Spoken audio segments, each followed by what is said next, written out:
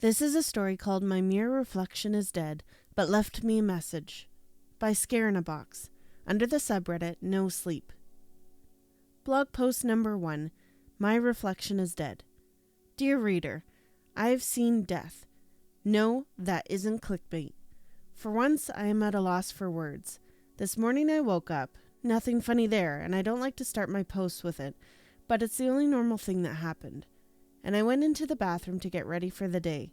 I was twiddling with the end of my hair, still contained in a sleep braid, to keep my curls within reason. Check out previous posts for hair care advice.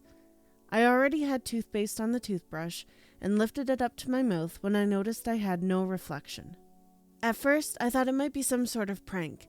Last month, that was all the rage, and I know I pranked quite a few people myself. I have no idea how someone would get a reflection not to reflect. If you do, maybe shoot me a DM? Anyhow, back on point, I'm feeling a bit scattered by all this. Everything else in the mirror was reflecting correctly. Even the toothbrush showed up as I lifted it up. Thinking something might be wrong with the mirror, I picked up my hand mirror and focused it on my face. Nothing. No matter how I twisted or turned the angle I stood in, I couldn't catch my reflection at all. I always like to see myself in the morning, pretty certain that's normal, but somehow not being able to view my reflection made it truly desperate that I get a glimpse. I'm sure you remember from my post last month that I had those full-length mirrors installed in the living room so I could focus on my dancing form better. This morning I decided to skip the toothbrushing, and I hurried out to give my dancer's mirrors another use, giving me peace of mind. I was hoping to see my reflection there. Maybe I should have hoped more carefully, because when I saw my reflection, it wasn't exactly soothing. What I actually saw was my reflection lying dead on the floor. Not proud of it, but I kind of froze at that point, just staring. Did this mean that I was dead? Maybe I was a ghost and just didn't know it yet, wandering around my house, but without a physical body, I couldn't reflect. And the me lying on the floor was obviously dead. Pasty pale skin, limbs stiff, eyes glazed, and mouth white. Seeing myself dead was a very surreal sort of thing, and not a heartening experience. But I felt real and alive. Just to assure myself, I pressed a finger to my neck, and there was a pulse. My mouth tasted sort of bitter and swampy, like I'd skipped brushing my teeth that morning. I pinched my arm, and the bite of my nails hurt. There aren't a lot of facts about ghosts to check against, but I didn't think I fit the bill. Let me know if you have any pertinent facts. My first reaction was to run out of the house, but something about my dead reflection called to me. In the reflection, I was wearing my pajamas and my hair was still in my sleep braid, pretty much exactly as I looked physically in real life, except my reflection was holding the scrap of paper with neat black writing on it. Her dead fingers were clamped tightly on the paper. I recognized the handwriting as my own and moved closer, trying to get a peek at what Mirror Me had written. No matter how I turned or twisted or adjusted the light, I couldn't make it out. And I didn't really have time to figure it out. It's a work day after all, though I'm not sure what the precedent for skipping work after seeing your dead reflection is, but I know my boss wouldn't like it. More on this later. I'm off to work. But I feel like there's something on that paper that I need to discover. Something important. Blog post number 2, following the clues. Dear reader, okay, back for another entry. 2 posts a day won't become my new normal, but just this once it seems justified. My reflection wasn't in any of the mirrors at work or on any reflective surfaces. I thought I could power through and just have a normal day, but that didn't work. I haven't even gotten around to answering all your comments. Sorry about that. It was just too weird seeing myself absent from the windows I walked by and the bathroom mirrors.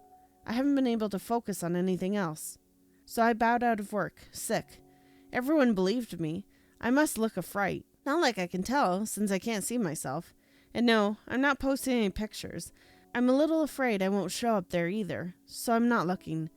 Not being able to see myself is just awful, though. Except, that's a lie. I can see myself. I can only do that in the one reflection in the dancer's mirror in the living room. I'm glancing over at her now. She's still in her pajamas and sleep braid, and that paper is clutched in her hand. I admit that by the time I bailed on work and saw all of your curious comments from this morning's post, I was committed to reading what that paper said. But no matter what I tried, I couldn't make it out. I even attempted bringing in a magnifying glass, but that just reflected in the mirror and blocked the paper entirely. That attempt failed, and without some sort of aid, the angle was just too bad and the words too distant. Luck was on my side. Was it? I mean, if luck really was on my side, none of this would be happening. And when I went to get some fresh air, my hair blew up in my face, tickling at my nose and cheeks. I had an idea. Despite what some of the trolls on this page think, I do have those on occasion.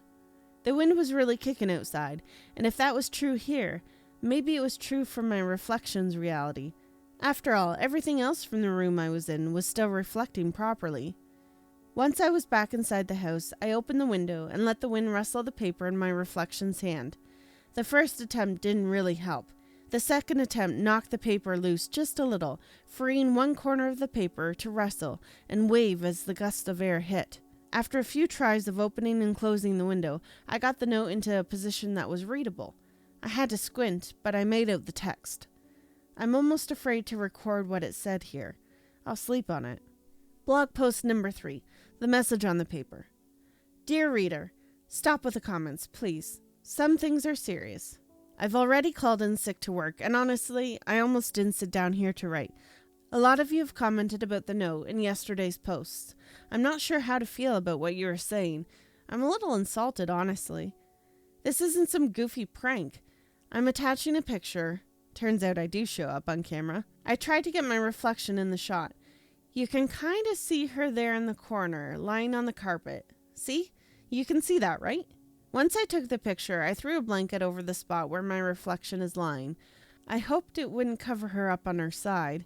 She looks more and more dead by the hour, but my attempt with the blanket didn't do much. It appeared underneath her on the reflection. Maybe because on this side she isn't here. I can't manipulate her directly. I lit a candle and said a little prayer, but that felt off. Like, who am I mourning exactly? She's me. I'm her. There really isn't a clear way to proceed at this point. Whatever else is true, people seem interested in the note, and I can't stop going over the words, so I decided to share a little more. I need to share something. My head is spinning, and I feel oddly alone. You don't think of your reflections as being part of who you are, or as being a friend, but I think she was. I miss her. The note in my reflection's hand said, I apologize for the shock. The end of your plane of existence is near, but you can save yourself by traversing to my side of the reflection. I thought long and hard about how to save you, and I could find no perfect option.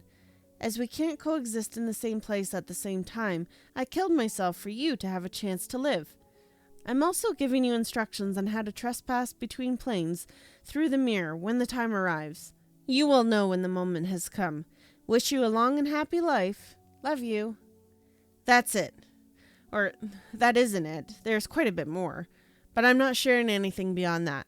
She did leave instructions, but I feel weird sharing them. Somehow I know they were only meant for me to see.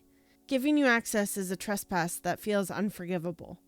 However, I do feel I owe my readers something. The instructions are strange and very specific, not the sort of instructions I ever would have deemed necessary to cross planes. I know that I couldn't have made them up. This is the second day of no reflections, and I admit it's affecting my head. I can't really tell anyone but you, since I'd probably just be bundled off into a straitjacket. I'm trying to laugh it off and hoping that tomorrow, when I wake up, everything will be back to normal. Maybe I'll be able to forget about all this, like it's a bad dream. But nothing feels right. My own dead face stares back at me. Blog post number 4. Don't you feel it? Dear reader, I realize it has been days, and I haven't written, but, well, this blog seems kind of pointless, and I have been reading your often nasty comments. No, this is still not a joke, and no, I have not lost my mind. I have never been more certain of anything. I wish there was a way I could make you see how serious this is. It is a shock that all of you can't feel the dark aura wafting over the world. The air feels different. Everything is different. The end is upon us. I feel it in the air, moving on the wind, in the hollow sound of people's voices. No one else seems to notice. They just go on with their lives, completely oblivious to the ominous shadows that are slowly but surely embracing the world. Certainly, your comments don't reflect any sort of awareness. Reflect. How odd to use that word so casually. Before now, I never pondered reflections much at all, but now I think often of what a reflection is, and of what it would mean to live in a world of reflected objects.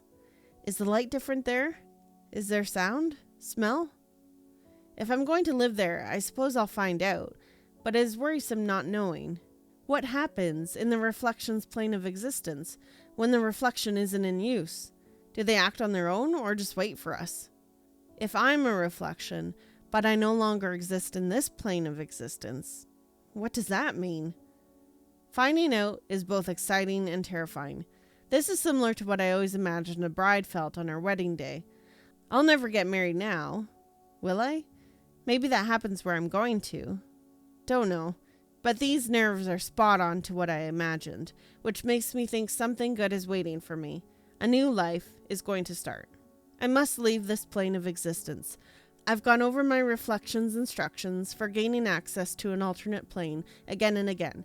I know the way, and I'm prepared to follow each step. I really don't know why I haven't already. Even typing this feels hollow and empty. I guess I just want to wish my friends and family good luck. I want to see if any of you out there reading this have the same experience. Maybe I can hope to meet some of you on the other side. I really don't know what will happen to those left behind, to those who can't feel the doom in the air. I'm afraid to go alone. That's the truth. Yet the body in the mirror is rotting now. Little mold patches mar my face. I feel I owe it to my reflection to help her somehow, but I'm afraid. What is on that side? Doom is all that remains here, but what awaits me there? There is something about the unknown that is terrifying, that humanity has hidden from for its entire existence. We like to understand, but sometimes understanding is not in the cards. Sometimes we need to have faith. Blog post number 5. Peace. Dear reader, all doubt has fled. I am on the only path possible for me to take. Even reading your comments now leaves me with a slow, sad feeling, as if even in the impersonal medium of the internet, I can feel clouds swooping in and drowning out the edges of this plane of existence. You mean nothing, or you mean everything, but that version of everything is fading. This will be my last blog post. I apologize, but your comments will go unread. This is the last time I will sit at this computer and reach across the electronic void. A new home will welcome me soon. I am certain that peace, serenity, and beauty awaits me. I hope you also find peace in whatever is coming. Farewell, and may we meet again on the other side. That was a story called My Mirror Reflection is Dead, but Left Me a Message, by Scare in a Box, under the subreddit nosleep. Thank you so much for watching, and we hope to see you next time.